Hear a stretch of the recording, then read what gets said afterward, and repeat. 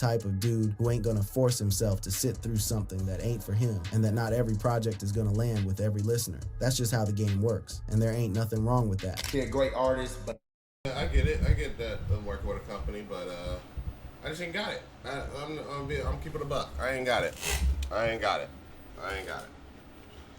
When I do get it, you be the first to know. So, I know I said this last Monday, but a party, the homies came over, which I'm getting rid of. I'm not fucking with them anymore, but yeah, I spent too much money. On them, and I was the only one paying for it, so yeah. I just ain't got it.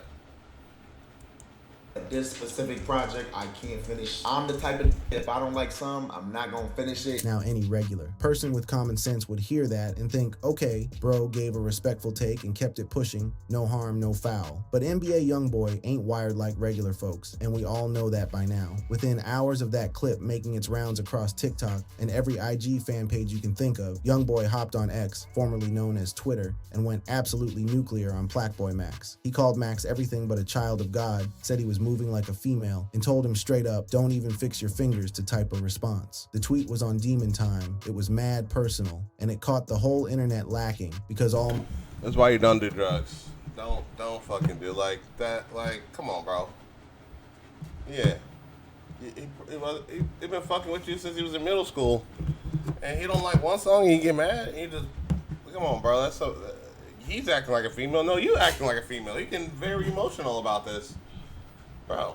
It was probably a bad song. I don't really like NBA Youngboy. I don't really like any of these new artists, but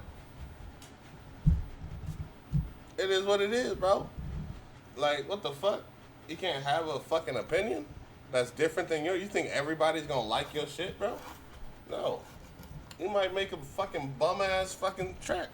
It's alright. It's alright. Get back in the studio and start working. Stop getting on Twitter. You know what I'm saying? Like, nigga, what are we doing here? What are we doing? Max did was say a song wasn't for him. That's literally it. Max caught wind of Youngboy's response live on stream, and the boy was genuinely bamboozled. He could not for the life of him figure out why dropping a simple music opinion would have a whole rapper coming at his neck this tough over something so minor. I literally just told you I fuck with you. How can you say this? What did I do to these? The confusion in bro's voice was 1000% genuine, and you could hear it clear as day. Here's a streamer who'd been showing love to Youngboy for years on end without fail, who puts his joints in rotation every single stream, who promotes his drops to an audience of tens of thousands deep on the daily, and his thank you for one honest critique was getting flamed in front of the entire internet by the very artist he'd been supporting. Think about how backwards that is for a second. I say, I'm not gonna lie, bro. I don't like the song, but YB, I too heavy, bro. I just don't like this song. If that's girl me giving my opinion, I don't understand, bro. Max made it crystal clear that he wasn't about to fold on his opinion like a lawn chair, but he also wasn't trying to pour more gas on this thing and turn it into something bigger than it ever needed to be in the first place. I genuinely don't understand. This don't make no sense.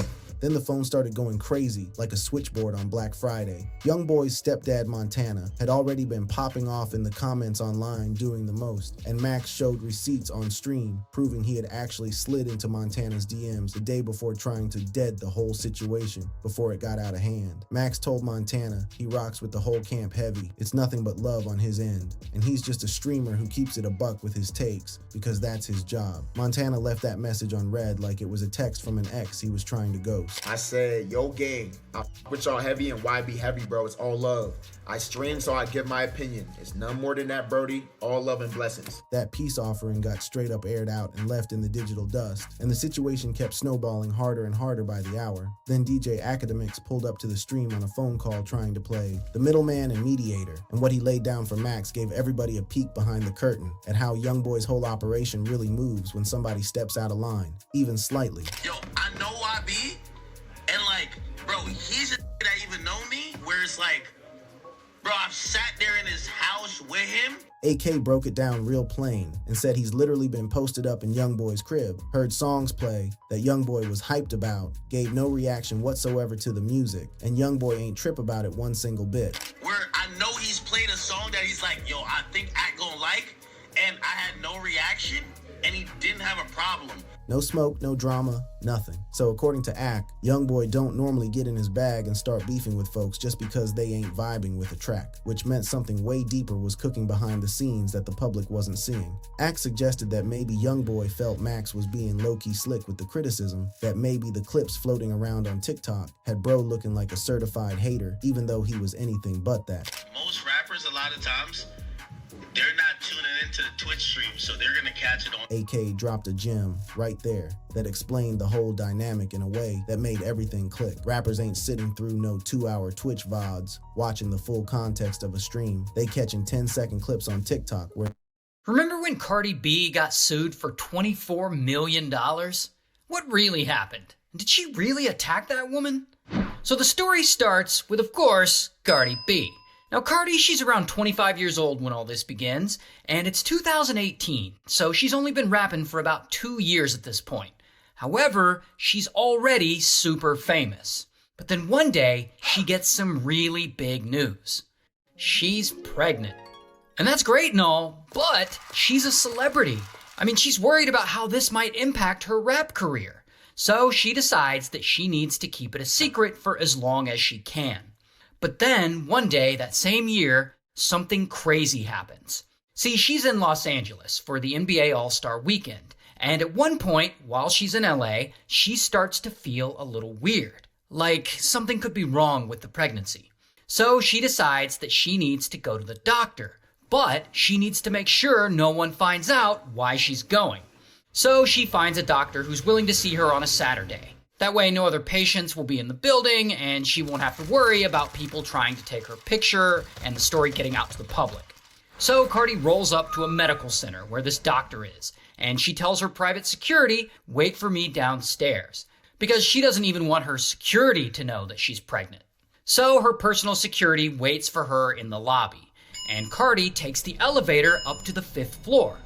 Right when the elevator door opens, Cardi sees this woman. Her name's Ellis, and Ellis is working as a security guard for the building. And she also just happens to be a big Cardi B fan. She even has tickets to go see Cardi later at a concert.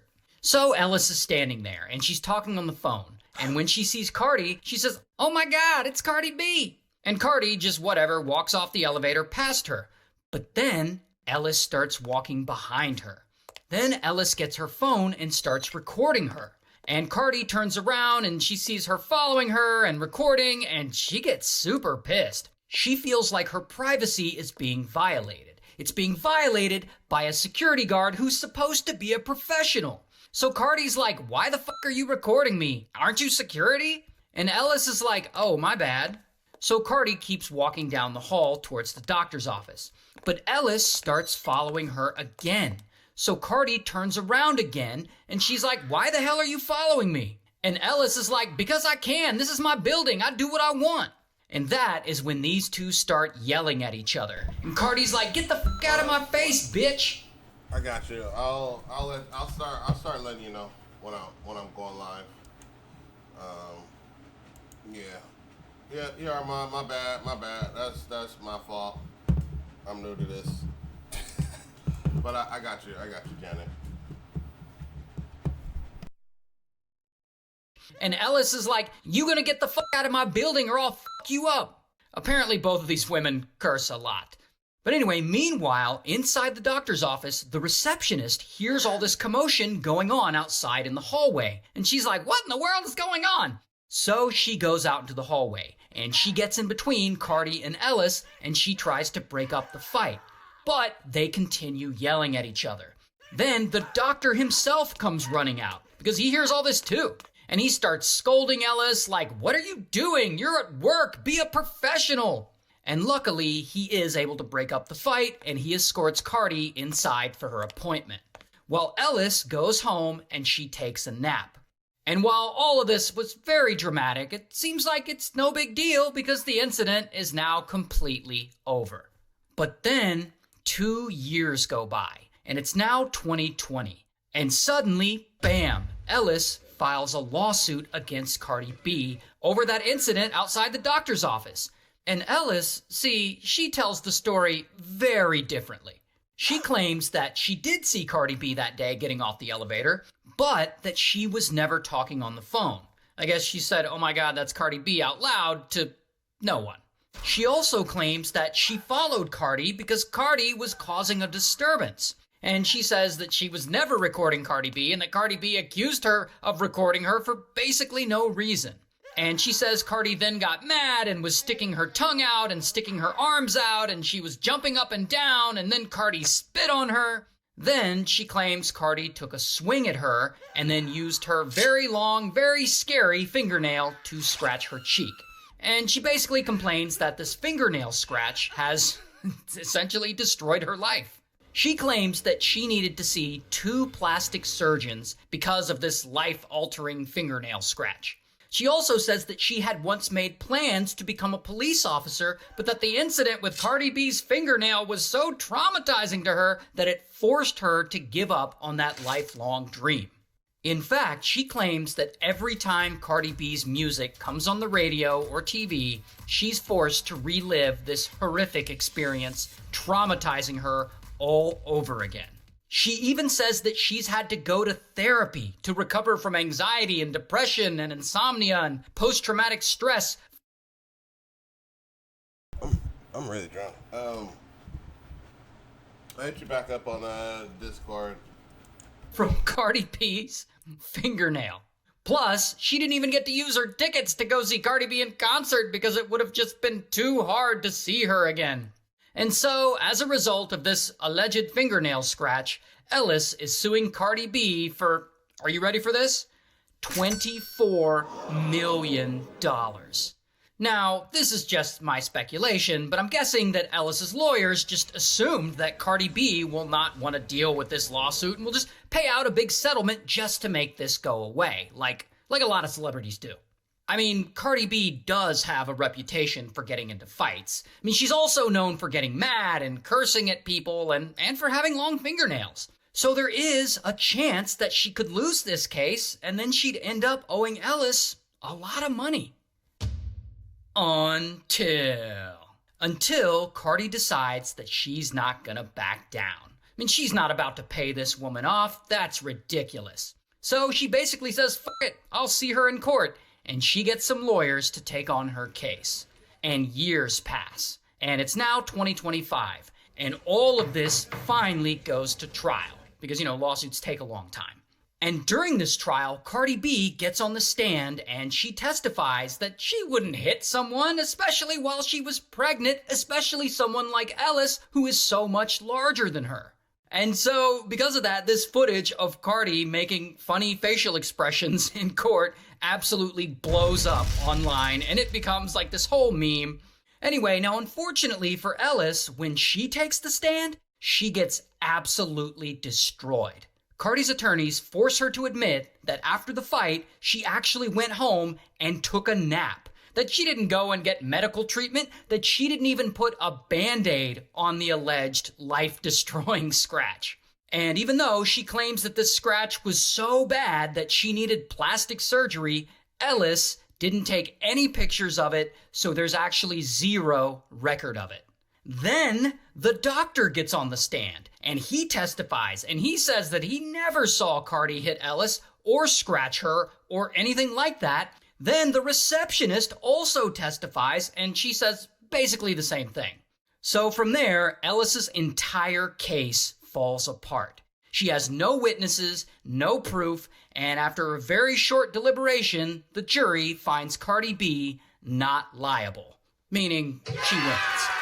While Ellis, on the other hand, ended up getting fired from her security job over all this, and at the end of it all, she walked away from this lawsuit winning absolutely nothing.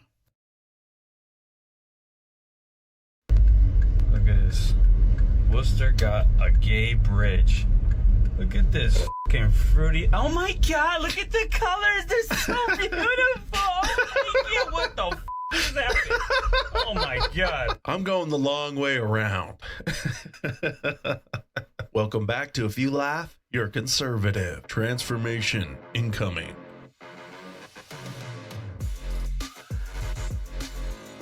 This needs to be illegal. Yeah. No. In 2026, the first date needs to always be to a swimming pool. I'm not willing to die because you